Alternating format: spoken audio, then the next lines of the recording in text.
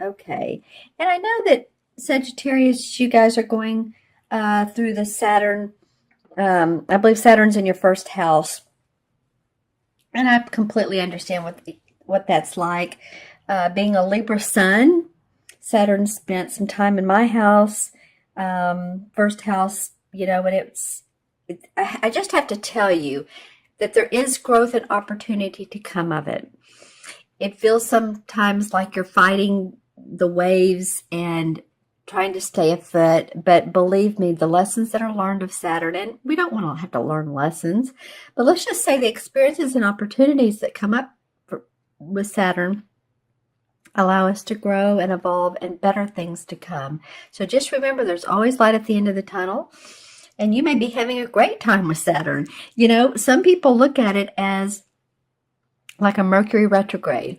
When Mercury's in retrograde and things feel stalled, delayed, then it does. It feels that way. But you don't have to see it. You see it like that. You can visit it as, and I said visit.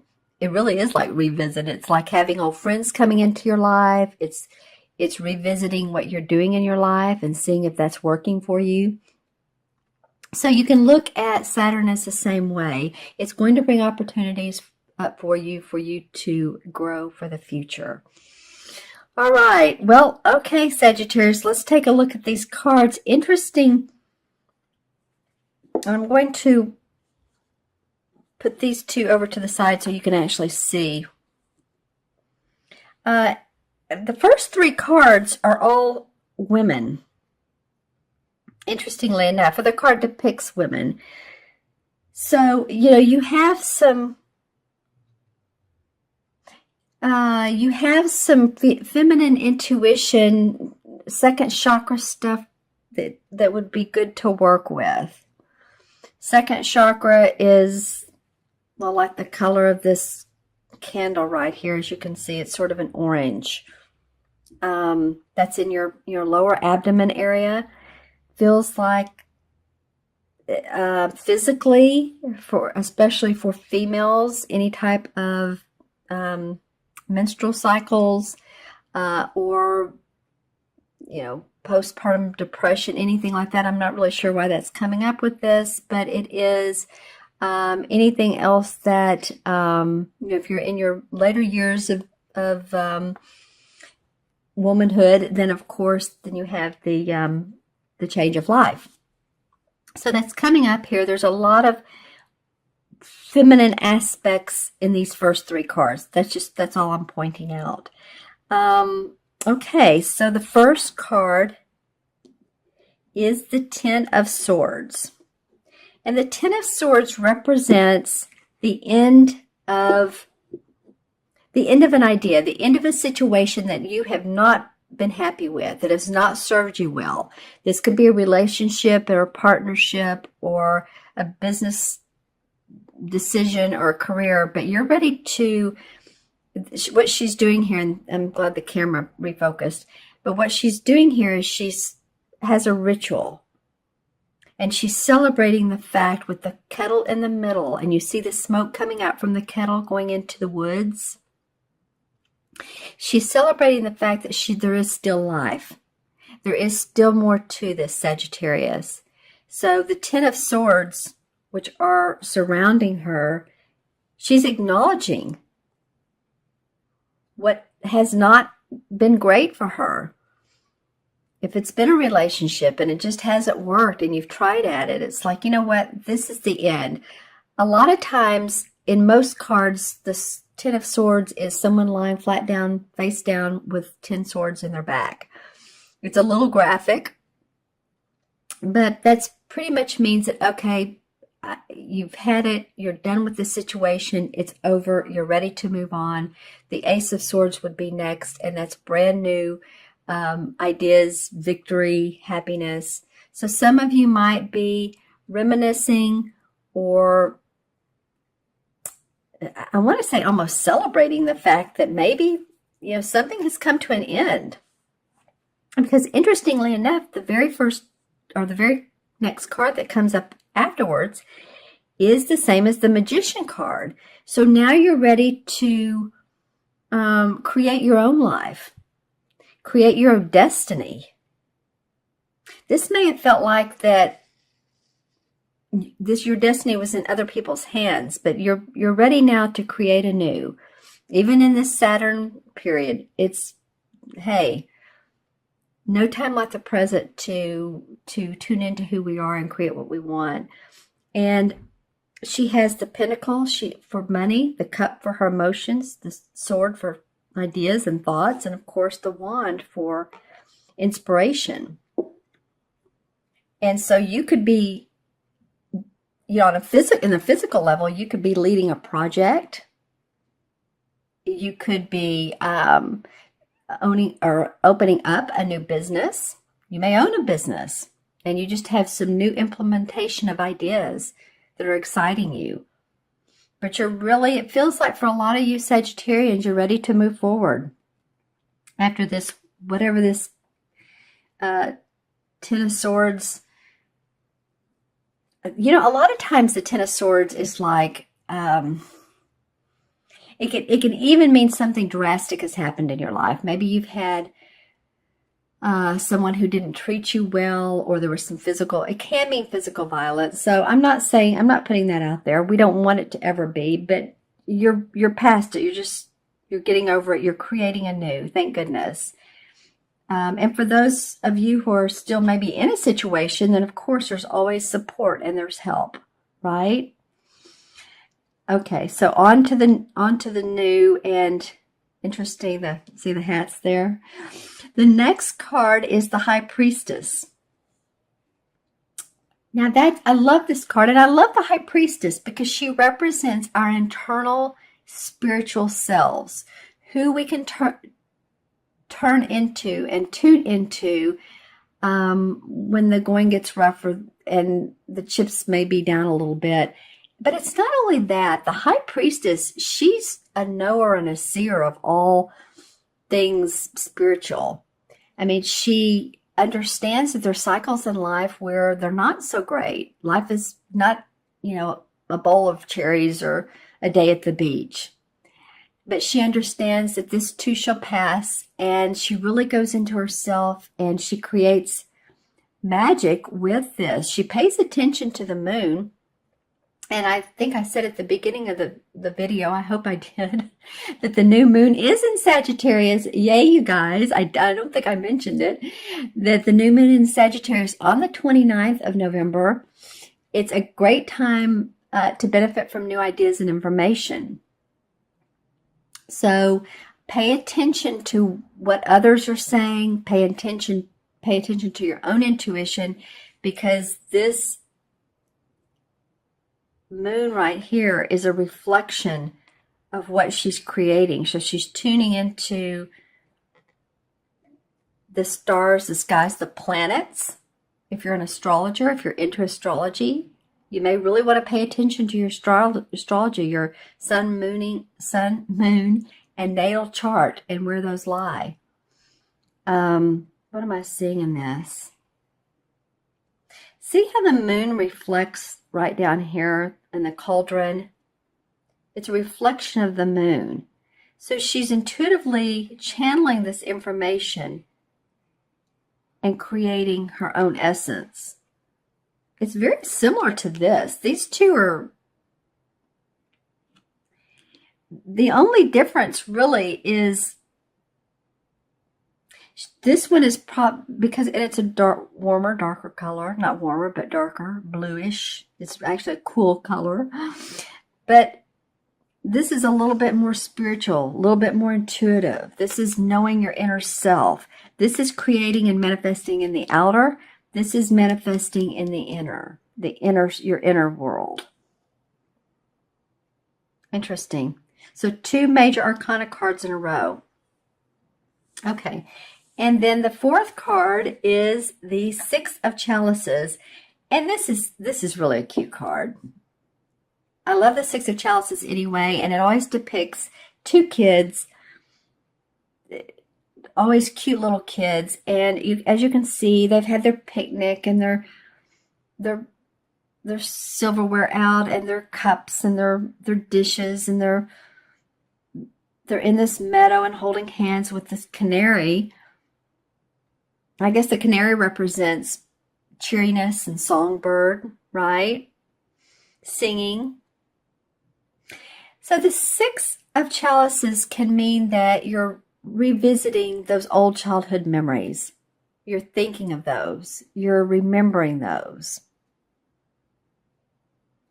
And remembering those in a very loving way for the most part.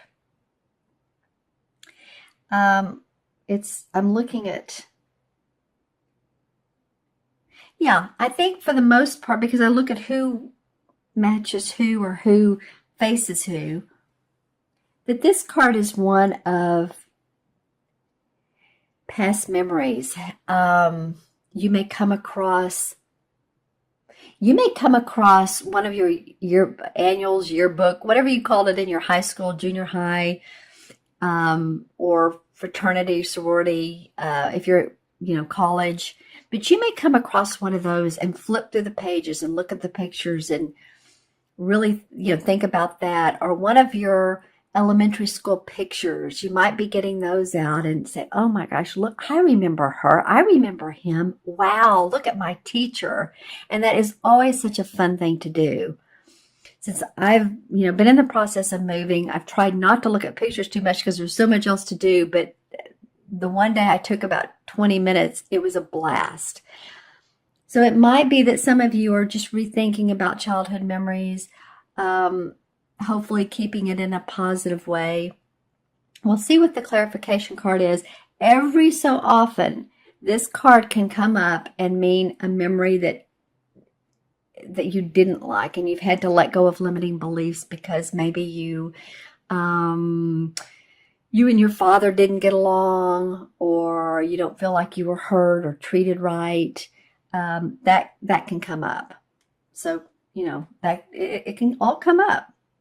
This could be the end of November, a little bit emotional for some of you.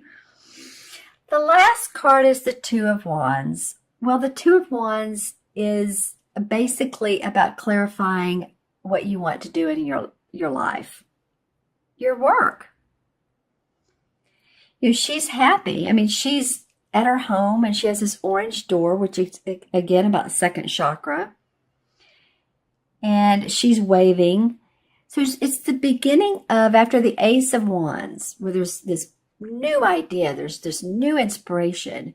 She's now started to pull it together. So it could be you and a partner working together, or a lover, or, romantic relationship, you and another person, because two is always about duality or the coming together of two.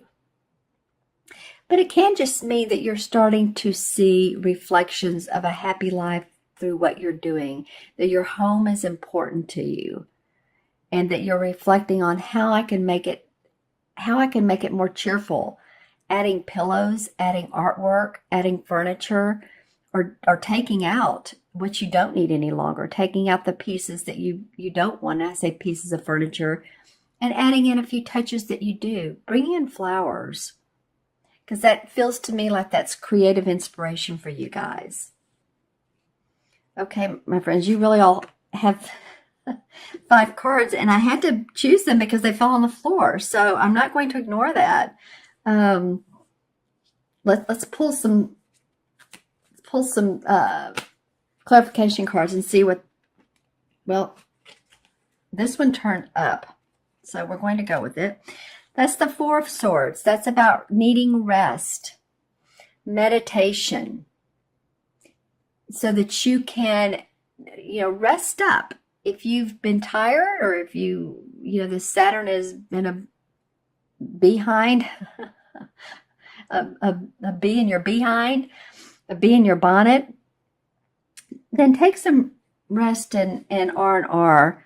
Which is actually the same thing. But as you can see, this also denotes a little bit of spiritual flavor with the symbolism. And it almost looks like he's at a church or at a spiritual synagogue, whatever it may be.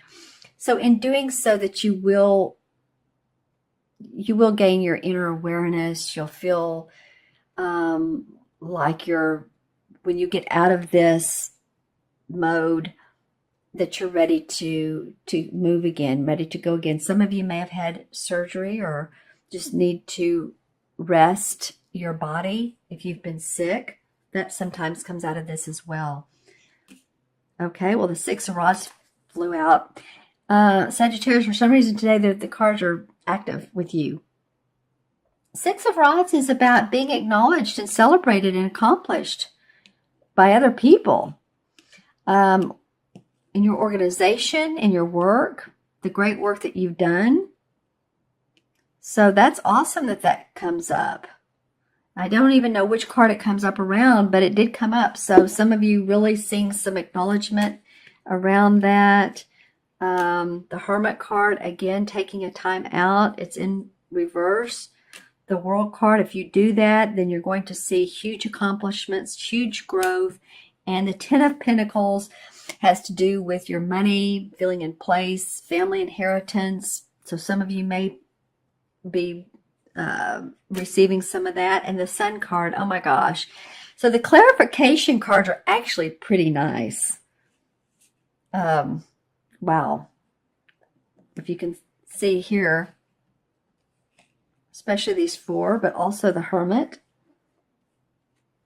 I mean, this is celebration, acknowledgement. This is money, finances, wonderful with generational finances. I mean, the World card is the last one of the major arcana. So it's all things accomplished. It's seeing enlightenment. It's getting to understand who you really are and the purpose and accomplishment, like I said, around that. And the Sun card is just cheerful, happiness, optimism. So stay focused.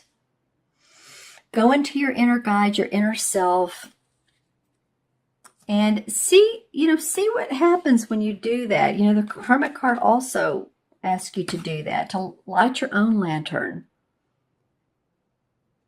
Go on your own path. Go outside, you know, sometimes when you want some quiet time. What are the stars telling you? What is the earth telling you? And meditate on that. Well, Sagittarius, okay. Let's add up these cards numerologically. So we have 10, 11, 13, 19, and 21. Well, it's interesting. That's what came up for the last reading, and I believe that was Scorpio. It's 2 and 1, so 3 may become a message from the universe. It's about expression, you guys. It's about expressing. Okay, what feels to me is expressing yourself in your most, your highest. How do I want to say this? The best way you can. Expressing your values, expressing your heart, what you want in life, and not only talking to other people about it, but write it down. Make some notes to yourself or mental notes to yourself. How do I want my life to look? Because you got a variety of cards here that really talks about that.